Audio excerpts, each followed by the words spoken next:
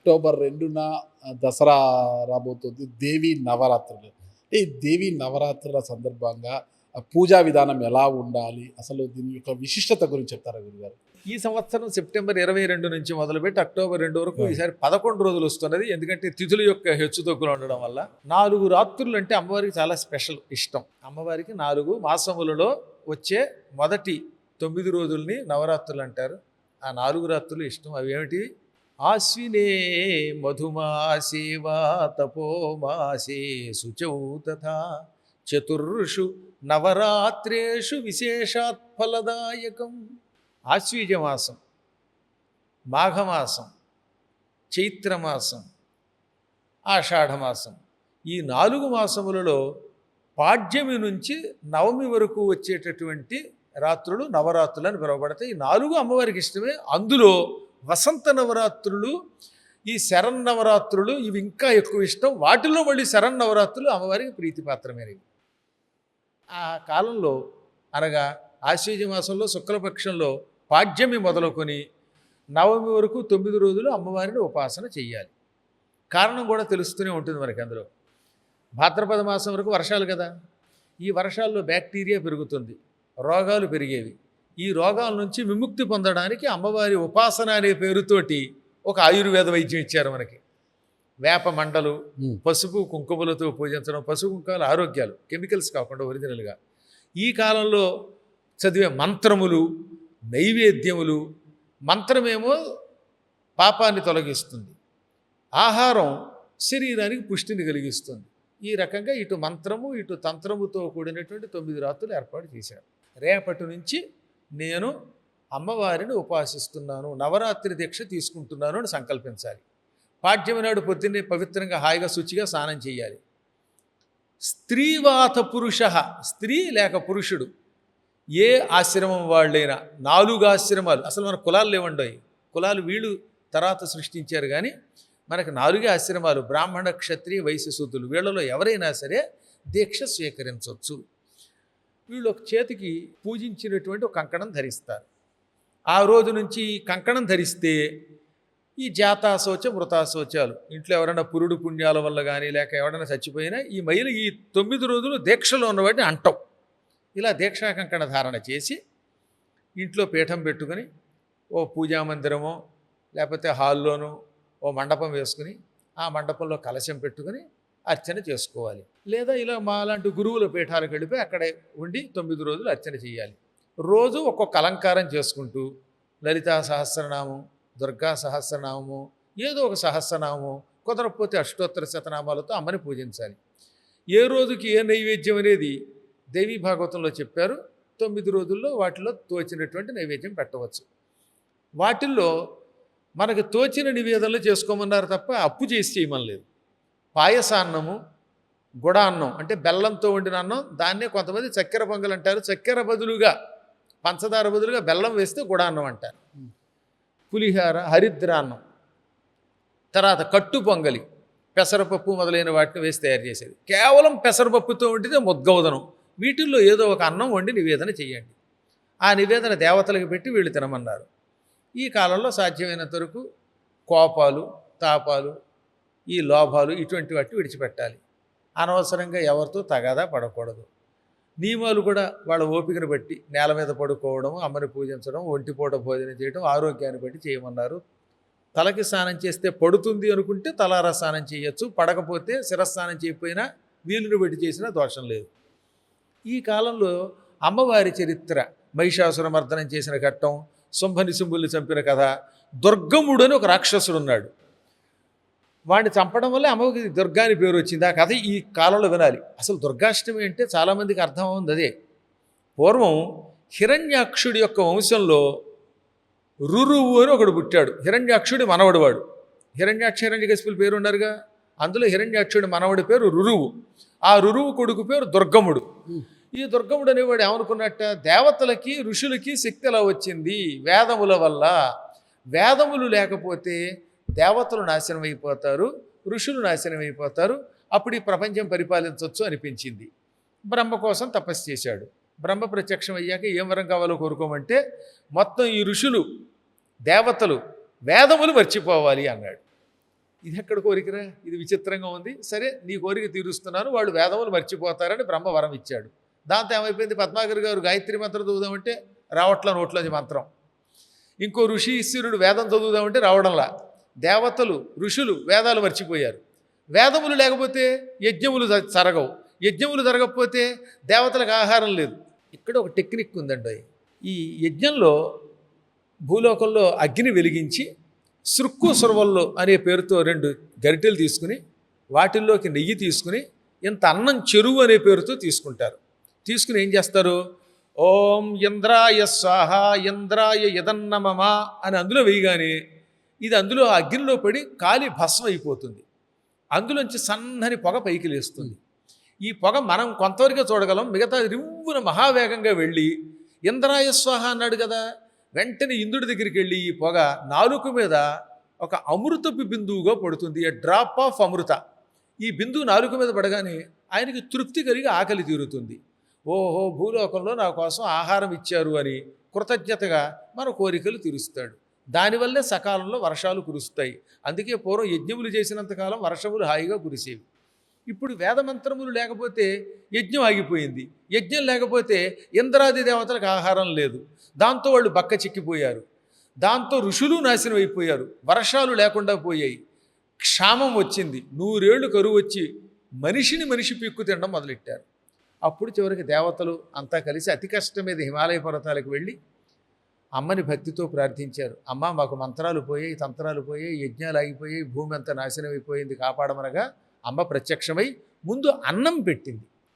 ఆకలితో చచ్చిపోతున్నవాడిని దుర్గాదేవి గారు అన్నం పెట్టి ఆనందపెట్టింది. అనేక హస్తములతో అనేక నేత్రములతో ప్రత్యక్షమై కూరగాయలతో భోజనం పెట్టింది.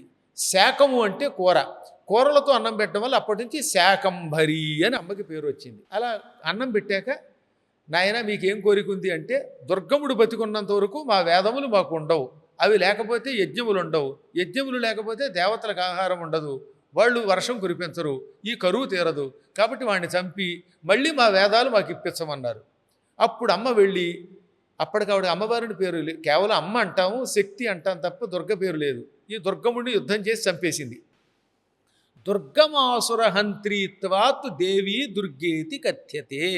దుర్గముడిని చంపటం వల్ల అప్పటి నుంచి అమ్మవారికి దుర్గా అని పేరు వచ్చింది. అష్టమి నాడు, రేపు రాబోయే రోజున దుర్గాష్టమి అంటే అదనమాట. ఆ రోజు ఈ దుర్గముడిని చంపి లోకాలను రక్షించటం వల్ల ఆవిడకి దుర్గా అని పేరు వచ్చింది. నవమి నాడు మహిషాసురుడిని సంహరించింది కనుక అమ్మకి మహిషాసురమర్దని అని పేరు వచ్చింది. విజయదశమి ఉందే, ఆ దశమి నాడు ఎంతోమందిని అనుగ్రహించి వాళ్ళకి విజయాన్ని ప్రసాదించింది. రాముడికి విజయం ఇచ్చింది, అర్జునుడికి విజయం ఇచ్చింది, సమస్త జీవులకి ఇచ్చింది విజయాన్ని. కానీ చాలామంది విజయదశమి నాడు ఏదో పాండవులు వెళ్ళి ఆయుధాలు తెచ్చుకున్నారన్నారు, అది ఉట్టి అబద్ధం. అది జమ్మి చెట్టు దగ్గరికి వెళ్ళి తెచ్చుకోవడం, జమ్మి చెట్టు దగ్గరికి వెళ్ళిన ఆయుధాలు తెచ్చుకున్నారు, కానీ అది విజయదశమి అనేది భారతంలో లేదు. మరి జమ్మాకు తీసుకొచ్చి మన వాళ్ళు పెద్దల చేతుల్లో పెట్టి కాళ్ళు మొక్కడము ఈ సాంప్రదాయం చెబుతాను, ఇది అవనవాడి ముందు. కాబట్టి మొత్తం మీద దశమి నాడు విజయం ఇచ్చింది. ఈ రకంగా ఇవన్నీ జరగడం వల్ల ఈ కథలన్నీ వచ్చాయి. వీటిని ఈ నవరాత్రుల్లో వినాలి. ముందు నవరాత్రులు ఈ కథలు వింటూ ఈ పూజ చేయాలి. ఇక జమ్మి చెట్టు పూజ అత్యంత ప్రాచీన కాలంలో, కృతయుగంలో మొట్టమొదటి జమ్మి చెట్టును పూజించినవాడు బలిచక్రవర్తి. జమ్మి చెట్టులోకి అమ్మవారిని ఆవాహన చేసి శుక్రాచార్యుడు ఆయన చేత పూజ చేయించాడు. అది ఈ దశమి. దశమి నాడు బలిచక్రవర్తి పూజించి విజయం పొందాడు. ఆ అనుగ్రహం వల్లే తర్వాత చాలా గొప్పవాడయ్యాడు. ఇప్పుడు పాతాళంలో ఉన్నాడు, భవిష్యత్తులో ఇంద్రుడు అవుతున్నాడు.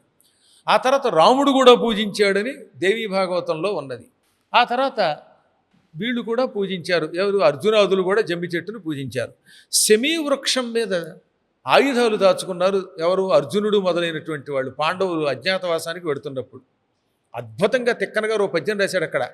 పక్షివ్యాకులముల్ పరేత నిలయోపాంతోత్తముల్ డాకినీ రక్షోభూత పిశాచ సేవితము. పాండవులు విరాటరాజు గారు కొలువులోకి వెడుతున్నప్పుడు శ్మశానంలో ఓ పెద్ద చెట్టు చూచారు. అది శమీ వృక్షం. పెద్ద పెద్ద కొమ్మలతో, శాఖోపశాఖలతో, పక్షులతో, భూతప్రేత పిశాచాలతో ఉన్నది. ఈ చెట్టు మీద ఆయుధాలు దాస్తే ఈ చెట్టు దగ్గరికి ఎవడు రాలేడు, వచ్చినా చెట్టు ఎక్కలేడు, ఎక్కినా ముళ్ళు గుచ్చుకుంటాయి, పైగా కనపడదు, గుబురుగా ఉంది అని ఆయుధాలన్నీ కట్టగట్టి అక్కడ దాచారు.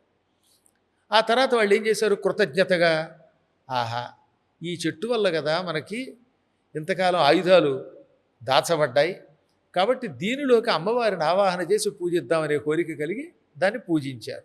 అలా పూజించడం వల్ల వాళ్ళకి విజయం లభించింది. అప్పటి నుంచి శమీ వృక్షాన్ని పూజించడం మొదలుపెట్టాం. ఈ విధంగా యుగయుగాలుగా శమీ వృక్షంలోకి అమ్మవారిని ఆవాహన చేసి పూజించడం అనే ఒక ప్రక్రియ వచ్చిందనమాట. కానీ చిత్రం ఏంటంటే, అర్జునుడు విజయదశమి నాడు యుద్ధానికి వెళ్ళాడు ఆ రోజు, అవి సినిమా కథలు. విజయదశమి నాడు యుద్ధానికి వెళ్ళలేదు. ఎలా చెబుతున్నారు నన్ను అడగండి. తిక్కన గారు భారతంలో స్పష్టంగా రాశారు, సంస్కృతంలో ఉన్నదానికి అనువాదం. దుర్యోధనుడు గోగ్రహణానికి ముహూర్తం పెట్టుకున్నాడు. దక్షిణం వేపున్న ఆవులు ఒకరోజు, ఉత్తరం వేపున్న ఆవులు మరొక రోజు పట్టుకునేటట్టుగా. భారతంలో పద్యం ఏమిటో తెలుసా? బహుళాష్టమి నేతడు సన్నహనముతో పశుల బట్టు నవమిని మన గోగ్రహణమని నిశ్చయించిన అహికేతను పలుకులకు మహాహ్లాదమునన్. భీష్ముడు, ద్రోణుడు మొదలైన వాళ్ళతో ఏమన్నాడు?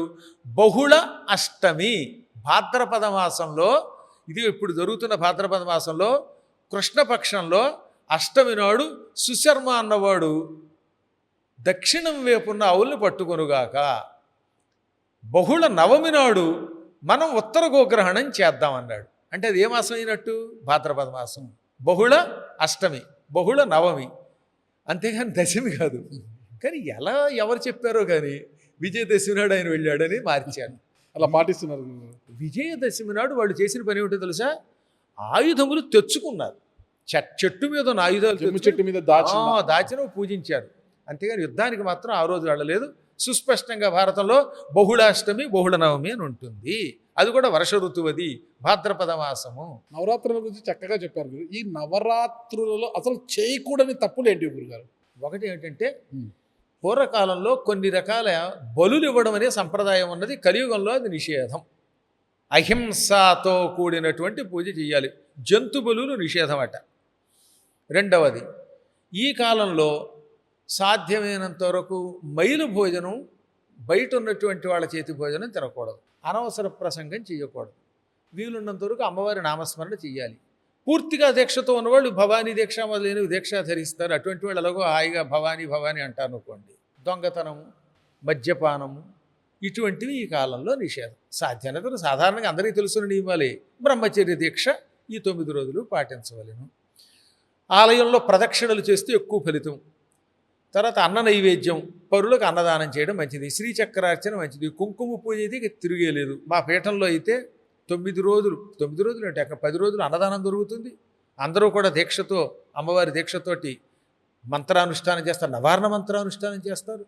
అమ్మవారికి యాగం దొరుకుతుంది. నిత్యం కుంకుమ పూజ జరుగుతుంది. ప్రత్యేకంగా అంబాయాగం అని ఒక యాగము చేస్తాం. ఇంకా అన్నదానం అయితే పొద్దుటి నుంచి సాయంత్రం దాకా అలా సాగుతూనే ఉంటుంది. ఈ 10 రోజులు ఎంత అన్నదానం చేస్తే అంత మంచిది అనమాట. అమ్మవారికి అది చాలా ఇష్టమైనది. అన్నదానం బాగా చేస్తూ ఉంటాం. అన్ని దానాల్లో కన్నా అన్నదానం మంచిది అంటారు. ఇక శరత్కాలంలో కుమారీ పూజ అని ఉంటుంది. అంటే 11 ఏళ్ళు లోపున్న పిల్లలు, 10 ఏళ్ళు నిండకుండా 10 ఏళ్ళు నిండి 11 లోపు ఉండేటటువంటి పిల్లలకి పూజ చేసే కార్యక్రమం, దాన్ని కుమారీ పూజ అంటారు. పిల్లల్ని కుర్చీలో కూర్చోబెట్టి కాళ్ళకి పసుపు పూసి కుంకుమలు పూసి వాళ్ళు కట్టుకునే బట్టలు ఇచ్చి వాళ్ళనే అమ్మవారి కింద భావించి పూజించే అద్భుతమైన కార్యక్రమం. పసిపాపల్లో కల్మషం ఉండదు కదా, అందుకని వాళ్ళని పూజించే కార్యక్రమం కుమారీ పూజ. అది చాలా మంచిది ఈ కాలంలో. ముత్తైదువుల పూజ, సువాసిని పూజ. సువాసిని అనగా భర్త కలిగిన స్త్రీ. వాళ్ళని పూజించే సంప్రదాయం ఉన్నది. గాజులు అవి ఇవ్వడం, బట్టలు ఇవ్వడం, వాళ్ళకి అన్నం పెట్టడం, వాళ్ళని పూజించడం, ఈ సువాసిని పూజ ఉన్నది. అది కూడా ఈ శరత్కాలంలో చేయాలి. 9 రోజుల పాటు దేవీ భాగవతాన్ని 18,000 శ్లోకాలతో కూడిందని పారాయణ చేయాలి.